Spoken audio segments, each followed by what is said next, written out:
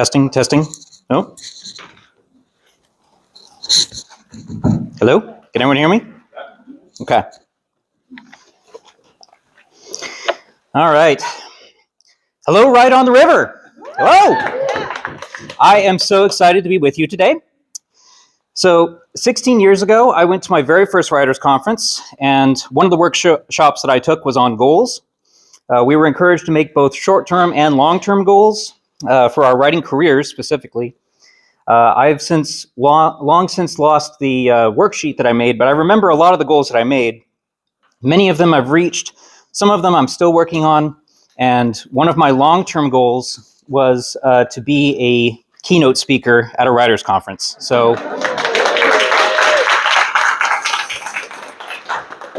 that dream just came true. Thank you. So now that I've thoroughly worked myself up, let's back up a little. I want you to consider the people that are sitting around you. Don't stare at them too closely. Some of them are still eating. Now consider yourself. You are a storyteller. We are storytellers. Whether it's a memoir or a romance or a fantasy, short stories, literary fiction, it's all stories. It's all art. We are artists. We have a craft. And the people that are gathered here around you, they get it. These are your people. Now, the reason why that needs to be said is that because once this conference is over and we return home, we'll all have to face the reality that the journey of a writer is often done slowly, quietly, and in isolation. We are each on an Odyssey that is as unique as the stories we write. We are each voyagers, sailing ships with a crew of one and a destination that draws us with an intensity that is only matched by its ambiguity. We don't know where our ships will take us, only that we are chasing dreams. I want to share with you my journey up to this point, not as an author or even as a writer, but as a dreamer. My goal today is not to impress you. It's also not to seek sympathy or validation. My goal today is to relate with you as a fellow voyager. And if I'm able, my hope is to inspire you for those quiet days and nights as you sail your ships through the long watches.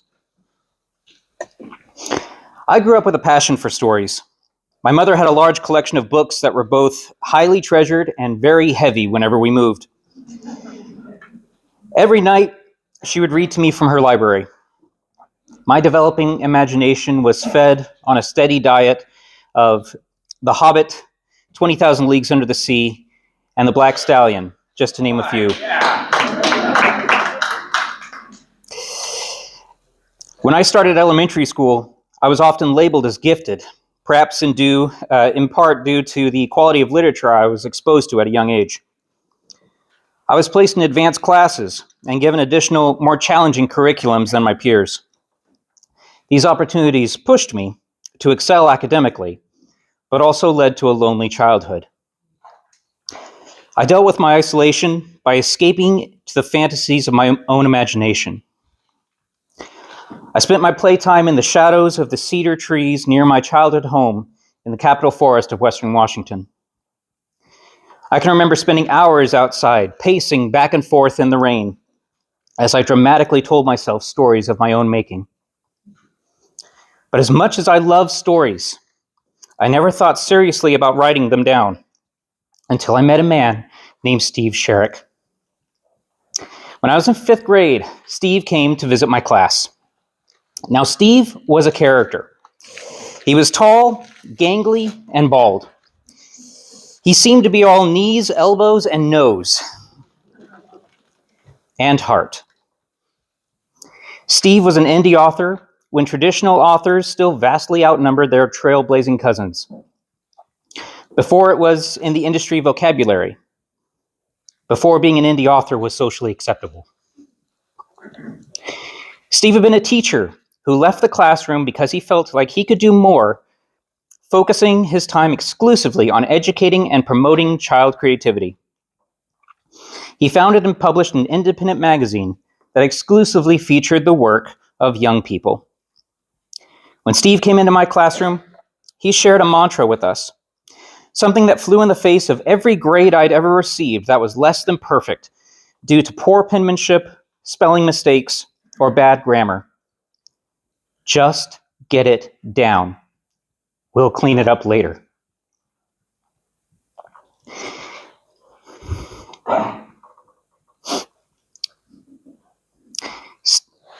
Steve was the first person who told me that creativity didn't have to be perfect the first time around. He gave his students permission to make mistakes. He showed us that bad first drafts were just a step toward finishing, not an indictment of our ability.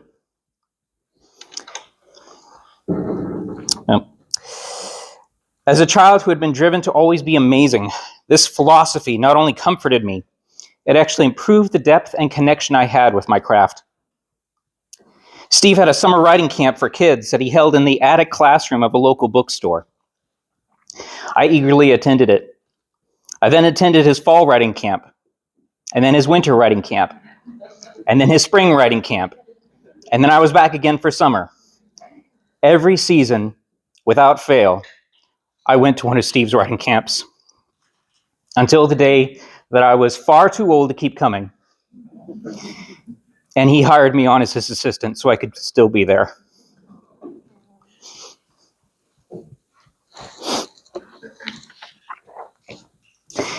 In the same year that I met Steve, I was cast in my first stage play.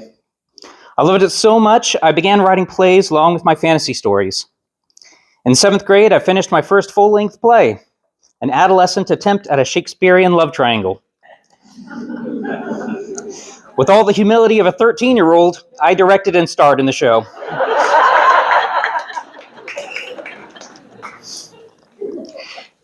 This production became the first of more than half a dozen plays in one act that I would eventually write and direct throughout middle school and high school. Eventually, I drew the attention of the theater department faculty at St. Martin's University. At first, they were interested in simply having me take some university theater classes in addition to my high school classes. However, during the interview process, they became so impressed with me that they ultimately recommended I become a full-time university student. The following year, I enrolled at the university as a freshman at the age of 15. While this was exciting at first, the truth was that while I may have been intellectually capable of the work, emotionally I was still very much a kid. In fact, I can remember when I turned 16 and tried to ask one of my university classmates out to one of the high school dances. Oh, thank you. Yep. Her response was that I was sweet, but her fiancé probably wouldn't appreciate it.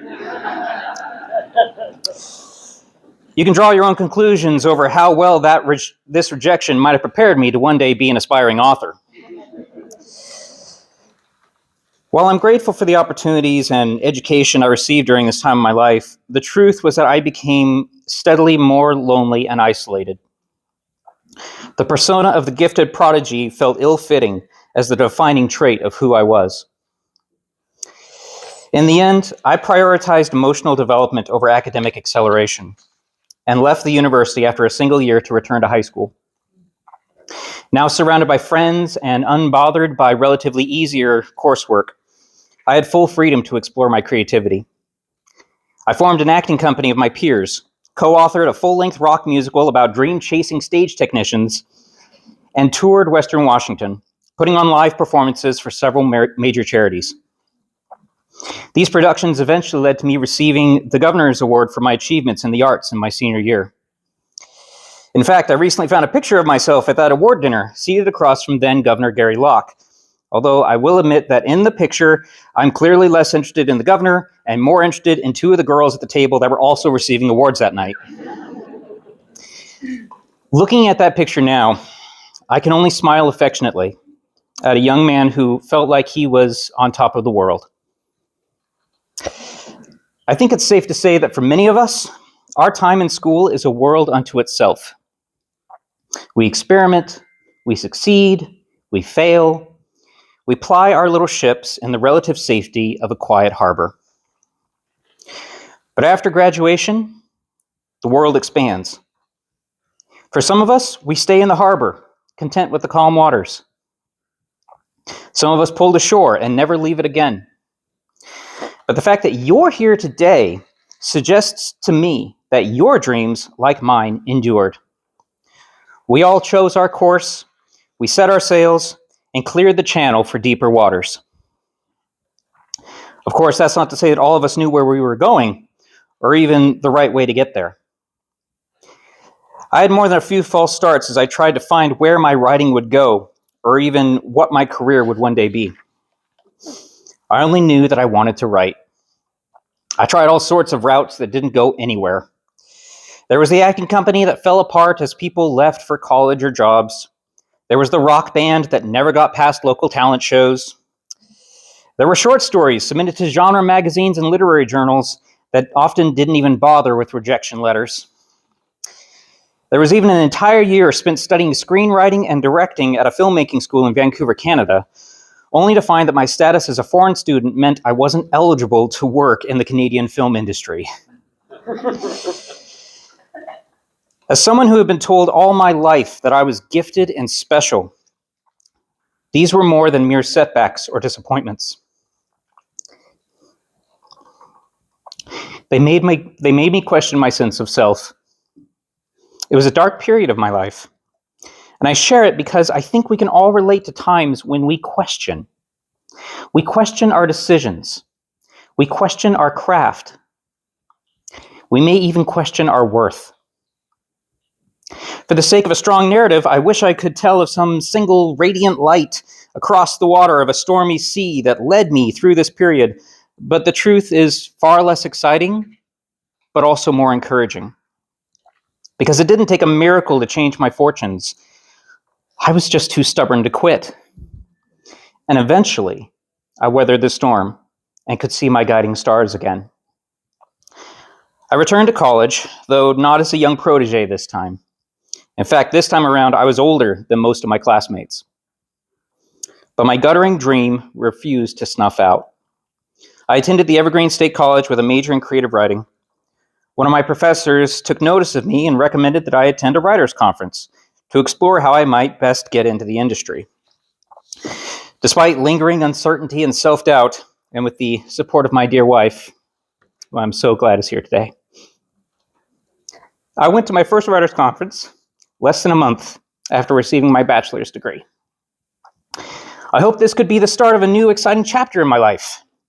Little did I know that the industry itself was on the brink of a tectonic shift that would forever change the publishing world. This was in 2009, and the old guard of the traditional publishing industry still had a firm grip on their private kingdom. It may have been my overactive imagination, but to me it seemed as if the agents and publishers were like demigods, moving through crowds of supplicants desperate for their approval. I remember one gravel-voiced New York agent announcing to the conference that if any of us wanted to do business with her, our best bet was to start by buying her a drink at the hotel bar. I should note that since that time, the vast majority of my experiences with industry professionals have been respectful, professional, and kind, for which I'm deeply grateful. I will also admit that I'm not sorry that the environment that made that sort of behavior possible was quickly changing. Ebooks were becoming more than a novelty. Self-publishing was casting off the predatory vanity presses in favor of legitimate routes to real readers. The times were changing, and as you may have already noticed, my whole life has been lived slightly to the left of what everyone else is doing. With a new possibility opened up to me, I happily adjusted my vessel's course. I began submitting stories to literary contests, built an author website, posted a few short stories, and began adapting a half-finished manuscript for self-publication.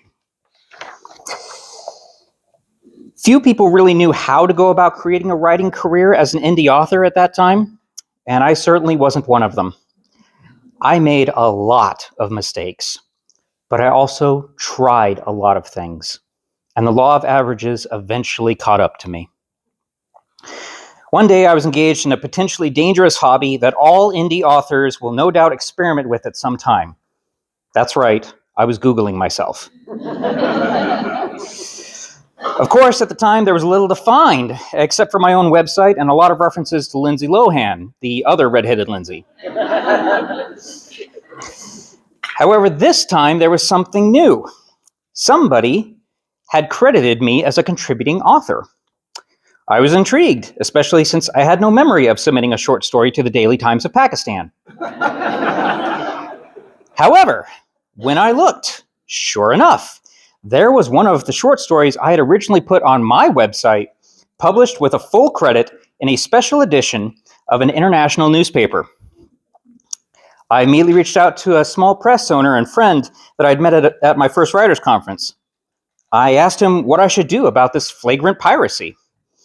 His response was to congratulate me. I had just received my first traditional publication credit.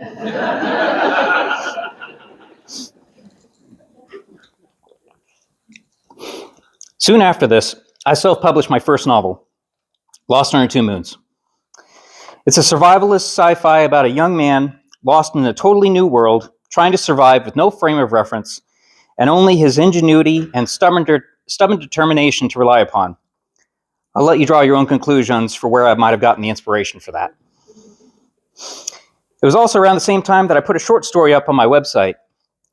The Beast Hunter was a little more than a flash fiction piece, an exercise to practice writing a third-person, closed POV action sequence. I was genuinely surprised when my handful of fans started reaching out to me asking when the next installment would come. With no definitive plans, I wrote a second, slightly longer story and gave my character a name, Kelton Moore. Eventually, I started writing regular installments of Kelton's fantasy adventures. I was enjoying myself, and so was my slowly growing group of online followers. By the time I'd posted over a dozen episodes, I realized I had accidentally launched a fully fledged web serial. Once the storyline was done, I took it off my website and adapted it into what would become my best-selling novel, The Beast Hunter. A sequel followed, and eventually I had an ongoing series with an international award and a fan base that still pesters me at every book signing for the next installment. Over the years, I've been asked many times if Kelton is a self-insert protagonist. I'll admit that there are aspects of me in Kelton, just as I'm in all of my characters. But I prefer to describe Kelton as someone I aspire to be. I think of him like one of those imaginary friends I had as a child. They kept me company in my loneliness. Kelton and I have been together for 15 years now. I've seen him age and develop just as I have. I've given him adventures, challenges, and the love of his life. He's given me an escape from private pain, a means to support my family, and the opportunity to live my dream. I'm very proud of what we both accomplished. For close to 2 decades now, I've lived the life of a professional author. While I've mentioned some of my moments of excitement and accomplishment already, if I had to describe the overall experience in a single word, I would say it's been quiet. There's a silence between publication dates. There's a silence after submitting a manuscript. A silence when waiting for the next review. I've learned that a successful author must not only endure silence, we must become fully acclimated to it. We must develop ourselves until silence is our natural environment. And once we are fully comfortable in that silence, we must fill it with writing. There's a risk of losing passion for our craft once it becomes a business.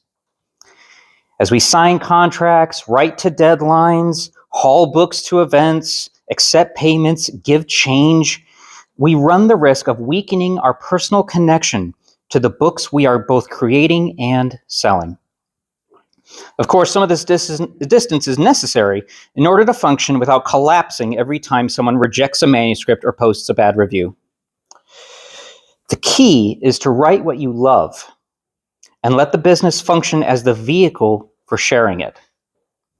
The books I have written are the books that were inside me, and I have finished them when they were done, no sooner and no later. So, this is the point in many keynotes when the speaker brings the narrative of their life to a satisfying conclusion. a best-selling novel, a major award, some climactic single event to signal their status while implying that everyone listening can one day be like them too. But as any frustrated memoir writer will tell you, real life doesn't follow the rules of a clean story arc. More importantly, it's a dangerous fallacy to assume that some yet-to-be-reached accomplishment, some single destination for our little vessels, will somehow validate our experience and make up for all the hardships we faced along the way. For my part, I prefer to seek fulfillment in the journey. When I'm teaching at a writer's conference, or pitching and signing books at a con, or even sitting quietly during a writing session, and somebody asks me how I'm doing, my answer is always the same. I'm living the dream, because it's true. The Odyssey itself is the dream. I said earlier that the writer's Odyssey is a lonely journey. Our books are written in isolation, and they are largely read in isolation. And yet, there is a connection that happens when someone reads a book. It is a connection between human minds and human hearts. All books are collaborations, because all books require the creativity of at least two people, the author and the reader. It takes the imagination of both the author and the reader to fully realize a story in the reader's mind.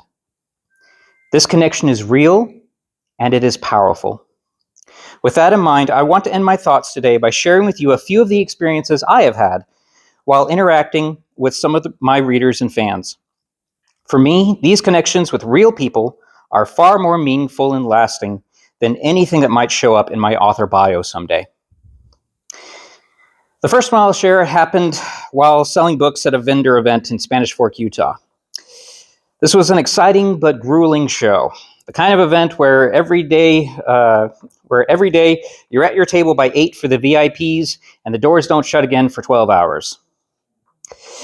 At the end of the first day, one of the other vendors by my table came up to see what I was selling. After hearing my pitch, he bought a copy of The Beast Hunter and took it back to the hotel where he was staying for the event. The next morning, I went to uncover my table and found that same vendor waiting for me. His eyes were red. He looked exhausted. "Okay," he said, "I need the rest of the series." While I was signing the books, I asked if he'd had a good night's sleep. "No. It's your fault. I finished it." I felt bad for him, but not so bad that I didn't sell him more books. Here's another story. This happened at the end of last year when a fan sent me an email. He told me that he had spent the holidays alone, without the comfort of friends or family. He shared that this was especially hard for him as he'd lost his job months before and was still struggling to find work. Despite this, he wanted to reach out and thank me, describing the warmth and the friendliness he felt while reading one of my books as he sat alone in his apartment on Christmas Day. Here's another one that involves getting a message online. A young fan reached out to me with a direct message to my author profile on Goodreads. She was a middle school student from a small town I'd never heard of somewhere in Idaho, and she had a problem. While sitting bored in class one day, her teacher had recommended she try reading a book from his bookshelf.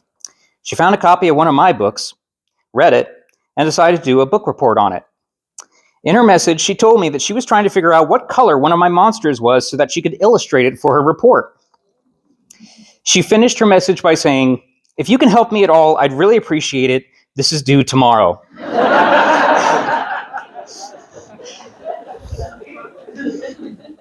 Luckily, I saw her message in time, and together we got her report turned in. I'll share just one more story, which coincidentally also happened during the holiday season. I'll do my best to get through it. A father approached my author table during one of my stops on a multi-state Christmas book tour. An amazing display of humility and vulnerability. He shared with me that he had never learned to read, and that his teenage son was also illiterate. He reminded me that the previous year, he bought the first book in my series for his son, based solely on the strength of my pitch alone, since he couldn't read the summary on the back. He then shared that over the course of the last year, his son had learned to read so that he could read my book, and now he wanted the second one.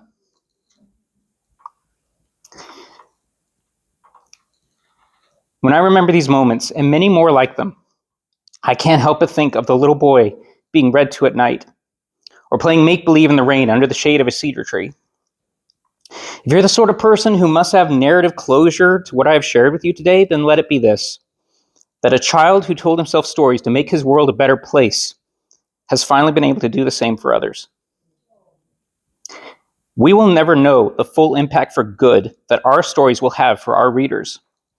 The connection between author and reader crosses all boundaries.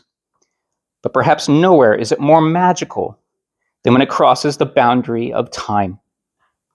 Your books will entertain, educate, and inspire readers you will never meet. And your writing Odyssey will continue forever. Thank you all, and happy writing.